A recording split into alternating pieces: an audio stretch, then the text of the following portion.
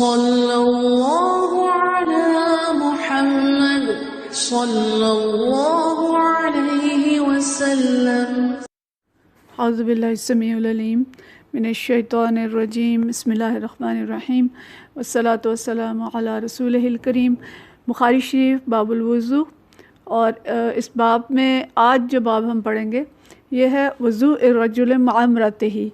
کہ کسی مرد کا اپنی بیوی کے ہمراہ اس کے ساتھ وضو کرنا، اور دوسرا عنوان اس کا فضل وضوء المرأۃ، اور عورت کے بچے ہوئے پانی سے وضو کرنا۔ وتودع عمر بالحمیم ومن بیت نصرانیہ، اور حضرت عمر رضی اللہ تعالیٰ عنہ نے گرم پانی سے اور ایک نصرانی عورت کے گھر سے پانی لے کر وضو کیا۔ یعنی باب تو یہ ہے کہ کیا کوئی مرد عورت کے بچے ہوئے پانی سے وضو کر سکتا ہے، یہ جائز ہے، اور اس میں دلیل وہ لائے ہیں کہ عمر رضی اللہ تعالیٰ عنہ نے ایک تو گرم پانی سے وضو کیا، اور دوسرا کبھی ایک نصرانیہ عورت کے گھر سے، عیسائی عورت کے گھر سے پانی لے کر وضو کیا۔ اچھا، اب یہ جو احادیث ہیں ان کو سمجھنے کے لیے بار بار ہمیں پیچھے جانا چاہیے، اور ہمیں اس وقت کے ماحول اور اس وقت کی جو صورتحال ہے اس کا اندازہ ہونا چاہیے۔ پانی کی کمی کی جو صورتحال تھی، اور جس طرح سے برتنوں میں پانی لے کے وضو کیا جاتا تھا، یا کوئی حوض یا کوئی لگن یا اس طرح کی جہاں پہ پانی جمع ہوتا ہے کسی جگہ پہ، اور اس میں امکان ہوتا ہے کہ ایک مرد بھی عورت کرے اور وضو کرے اور ایک عورت بھی وضو کرے، یعنی ایک مشترکہ وضو کی صورت ہو، تو اس میں جو مسئلہ ہے وہ کیا ہوگا؟ یعنی پانی کی کمی کی صورتحال اور پانی میں وضو کی جو اس وقت کی صورت تھی، بہت سی حدیث ہم پیچھے پڑ چکے ہیں کہ اس طرح کا برتن منگوایا اور اس میں وضو فرمایا، اور چھوٹے چھوٹے برتن بھی وضو کیا جاتا تھا، اور بڑے لگن اور بڑے حوض بھی ہوتے تھے۔ تو ایک تو وہ والی سچویشن ہے۔ دوسری بات یہ کہ اس حدیث کے ذریعے جو ہمیں پتہ چلتا ہے کہ اس دور میں عورتوں کی جو حیثیت تھی کہ عورت کو ایک کمتر مخلوق سمجھا جاتا تھا، اور مرد اس کے مقابلے میں بہت برتر تھا۔ تو یہاں پہ ان حدیث کے ذریعے عورت کی جو وہ کمتر حیثیت تھی اس کا ازالہ کر کے تو عورت کا ایک اعزاز جو ہے وہ بھی بتایا جا رہا ہے کہ عورت کوئی کمتر چیز نہیں ہے، اور ایسی بات نہیں ہے کہ ایک عورت اگر وضو کر لی ہے تو بس وہ پانی ناپاک ہو گیا اور مرد اس میں سے وضو نہیں کر سکتا۔ تو اس کی جو تردید ہے اس کے لیے امام بخاری یہاں لائے ہیں یہ حدیث، اور اس میں تردید اس چیز کی بھی ہے کہ علماء نے بعض حدیث سے یہ بھی سمجھا کہ شاید مرد اور عورت جو ہیں وہ ایک برتن سے وضو نہیں کر سکتے، تو امام بخاری اس کی تردید کرتے ہیں اور کہتے ہیں کہ ایک شخص کے لیے جائز ہے کہ اپنی بیوی کے ساتھ اپنے گھر کی جو خواتین ہیں، اگر ایک برتن سے اس خاتون نے وضو کیا ہے تو اسی برتن سے مرد بھی وضو کر سکتا ہے اس کے بچے ہوئے پانی سے، یا ایٹ اے ٹائم بھی کر سکتے ہیں، کھلا برتن ہے یا کھلا حوض ہے کوئی ایسی جگہ ہے تو ایسا بھی ہو سکتا ہے کہ ایک سائڈ پہ مرد وضو کر لے اور دوسری سائڈ پہ بیٹھ کے عورت وضو کر لے، تو اس میں کوئی حرج نہیں ہے۔ اور یہ بھی تشریح میں لکھا ہے علماء نے کہ اگر کبھی کسی حدیث میں اس کی ممانعت آئی ہے تو ایسا ہو سکتا ہے کہ بعض عورتیں جو غیر محتاط ہوں اور پاکی ناپاکی کا خیال نہ رکھتی ہوں، تو اس صورت میں یہ ہے کہ احتیاط کا حکم دیا گیا ہو، لیکن عام حالات میں اگر عورت جو ہے وہ خیال رکھتی ہے پاکیزگی کا اور محتاط ہے اور وہ بھی طہارت کا خیال رکھتی ہے اور پانی کو گندا نہیں کرتی، صفائی اور نجاست کا خیال رکھا جاتا ہے، تو پھر کوئی مذاکرہ نہیں ہے کہ مرد عورت کے بچے ہوئے پانی سے یا عورت مرد کے بچے ہوئے پانی سے وضو کر لیں، اس میں کوئی حرج نہیں ہے۔ اور وہ فضل وضوء امرأہ، اور جو عورت کا بچا ہوا پانی ہے اس سے بھی مرد وضو کر سکتا ہے۔ دوسری جو اس میں وہ لائے ہیں تعلیق، وہ یہ ہے کہ حضرت عمر رضی اللہ تعالیٰ عنہ نے ایک نصرانیہ کے گھر سے وضو کیا، گرم پانی لے کے وضو کیا۔ اس میں دو بیان ہیں، ایک تو یہ ہے کہ وتودع عمر بالحمیم ومن بیت نصرانیہ، دو چیزیں ہیں، یعنی عمر رضی اللہ تعالیٰ عنہ نے ایک تو گرم پانی سے وضو کیا اور بیچ میں وا ہے ومن بیت نصرانیہ، اور ایک نصرانیہ کے گھر سے وضو کیا۔ گویا یہ دو چیزیں ہیں کہ ایک تو انہوں نے جیسے اپنے گھر میں گرم پانی سے وضو کیا، اپنی بیوی سے منگوایا، اور اس کو یہ نہیں پوچھا کہ پانی صاف ہے، تم نے اس میں ہاتھ تو نہیں ڈالا، کوئی ایسی چیز تو نہیں ہے، بلکہ بیگم گھر سے جو گھر والی عورتوں نے جو پانی گرم کر کے دیا بغیر کسی شک و شبہ کے کہ بھئی عورت لائی ہے اور یہ ناپاک تو نہیں ہو گیا، انہوں نے اس پانی سے وضو کر لیا۔ اور دوسرا جو اس کا جز ہے وہ یہ کہ ایک نصرانیہ عورت کے گھر کہیں گزر رہے تھے، سفر میں تھے، جو بھی سچویشن تھی، تو وہاں پہ اویلیبل وہی پانی تھا، قریب جو ہے کسی عیسائی عورت کا گھر تھا، تو اس سے پانی منگوایا اور اس سے وضو کیا۔ تو اس سے یہ پوچھا نہیں، اس کی انکوائری نہیں کی کہ جی اس عورت نے اس میں ہاتھ تو نہیں ڈالا، یہ پانی اس کا استعمال شدہ تو نہیں ہے، ایسی کوئی بات اس سے پوچھی نہیں اور اس سے وضو فرما لیا۔ تو اس سے علماء نے یہ جو نتیجہ نکالا ہے کہ اشیاء میں اصل میں طہارت ہوتی ہے جب تک کہ نجاست کا کوئی ثبوت نہ ملے۔ تو اگر اس میں نجاست کا ثبوت نہیں ہے تو وہ پانی صاف ہے۔ تو حضرت عیسائی خاتون کے ہاتھ سے گرم کیے ہوئے پانی سے حضرت عمر وضو کر سکتے ہیں، تو کوئی اس میں لگتا ہے کہ حرج نہیں ہے کہ کسی بھی عورت سے پانی لے کے اس سے وضو کیا جا سکتا ہے، ٹھیک ہے۔ تو یعنی دو چیزیں ہم بات کر رہے تھے کہ ایک تو اپنے گھر سے گرم پانی لیا، اور دوسری اگر اس میں سے وہ نکال دیں تو یہ معنی بنتے ہیں کہ نصرانی عورت کے گھر سے گرم پانی لیا اور اسے وضو کیا۔ تو گرم پانی اگر ایک نصرانیہ نے کیا تو اس میں بھی ہو سکتا ہے اس نے گرم پانی کو دیکھنے کے لیے کتنا گرم ہو گیا، ہو سکتا ہے اس میں انگلی ڈالی ہو لیکن اس سے پانی ناپاک نہیں ہو گیا اتنے سے، اس کے ہاتھ ڈالنے سے۔ تو اس چیز کی انہوں نے کوئی تفتیش بھی نہیں کی اور اس کو یہی سمجھا کہ جب تک کہ اس کی ناپاکی کا ثبوت نہ ہو اس وقت تک یہ پانی پاک ہے۔ لیکن اس میں بھی ہم سچویشن سامنے رکھیں کہ ہو سکتا ہے کہ ارد گرد اور کوئی پانی میسر نہ ہو، تو انہوں نے یہ جو مشرکین کے گھر سے پانی لیا اور اس سے وضو کیا۔ اور اس میں علماء نے یہ بھی لکھا ہے کہ اگر دوسرا پانی میسر ہو تو بہتر ہے کہ کسی مشرک یا کافر کے گھر سے پانی لینے کی بجائے اگر ایک مسلمان کا گھر موجود ہے اور صاف پانی موجود ہے تو وہاں سے لے کے پانی وضو کیا جائے۔ لیکن اگر کوئی ایسی مجبوری ہے کہ اور کوئی پانی میسر نہیں ہے تو اس میں کوئی حرج نہیں ہے کہ وہاں سے لے کے اس پانی کو استعمال کر لیا جائے۔ آگے حدیث نمبر 190 ہے، یہ تو باب تھا اور اس باب کے نیچے جو امام بخاری نے عنوان باندھے تھے ان کی ہم نے تشریح دیکھی۔ اس ضمن میں جو حدیث لائے ہیں امام بخاری وہ ہے حضرت مالک سے روایت ہے، اخبرنا مالک عن نافع عن عبداللہ بن عمر رضی اللہ تعالیٰ عنہ انہ قال، انہوں نے فرمایا کان الرجال والنساء یتودعون فی زمان رسول اللہ صلی اللہ علیہ وسلم جميعا، کہ نبی کریم صلی اللہ علیہ وسلم کے زمانے میں مرد اور عورتیں اکٹھے وضو کیا کرتے تھے۔ جمیعاً کا جو لفظ استعمال کیا ہے اس کا ایک معنی تو یہ ہے کہ مرد وضو کرتے تھے، جو ان کا بچا ہوا پانی ہوتا تھا اس سے عورتیں وضو کرتی تھیں۔ یعنی جمیعاً کا مطلب یہ کہ ایک ہی پانی سے دونوں وضو کرتے تھے، کبھی یعنی مرد اور کبھی عورتیں، اس کو پہلے کوئی بھی استعمال کر سکتا ہے، لیکن ایسا تھا کوئی لگن ہے، کوئی حوض ہے، کوئی بڑی جگہ ہے جہاں پہ زیادہ پانی موجود ہے، تو ایسا ہوتا تھا کہ کبھی اس سے مردوں نے وضو کر لیا اور پھر بعد میں عورتوں نے کیا، اور کبھی ایسا بھی ہوتا تھا کہ عورتوں نے پہلے کر لیا تو پھر مردوں نے کیا۔ مطلب یہ ہے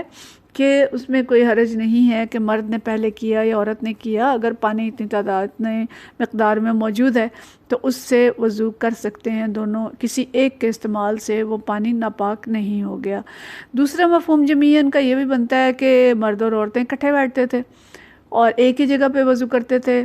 تو اس میں ظاہر ہے یہ تو نہیں لکھا کہ جی ایٹ اے ٹائم ہی بیٹھ کے کرتے تھے، ایک ہی وقت میں بیٹھ کے کرتے تھے، اور لیکن ایسا ہو بھی سکتا ہے کیونکہ ہو سکتا ہے کہ یہ آیات اس وقت احادیث اس وقت کی ہیں جب پردے کا حکم نازل نہیں ہوا تھا، تو ہو سکتا ہے کوئی ایسی بڑی جگہ ہو جہاں پہ وضو کا ایسا استعمال ہو، یا گھر کے اندر بھی ایسا ہو سکتا ہے کہ ایک ہی پانی سے بیک وقت وضو کر لیں۔ لیکن اس کی تشریح علماء نے یہ بھی کی ہے دوسری کہ گھر کے اندر مرد اور محرم رشتہ دار خواتین جو ہیں وہ ایک برتن سے وضو کر لیا کرتی تھیں۔ تو اس صورت میں یہ جو حدیث ہے نساء کا لفظ جو ہے یہ محارم کے ساتھ مخصوص ہوگا۔ بہرحال دونوں صورتیں ہو سکتی ہیں کہ آیات حجاب نازل ہونے سے پہلے کسی بھی جگہ پہ جہاں پانی زیادہ میسر ہے مرد اور خواتین اکٹھے وضو کرتے تھے، ایک طرف جیسے خواتین بیٹھ گئی اور ایک طرف مرد، اور دوسرے معنی یہ بھی ہو سکتے ہیں کہ محارم جو ہیں وہ کرتے تھے۔ لیکن اصل چیز جو اس سے ثابت کرنا چاہتے ہیں امام بخاری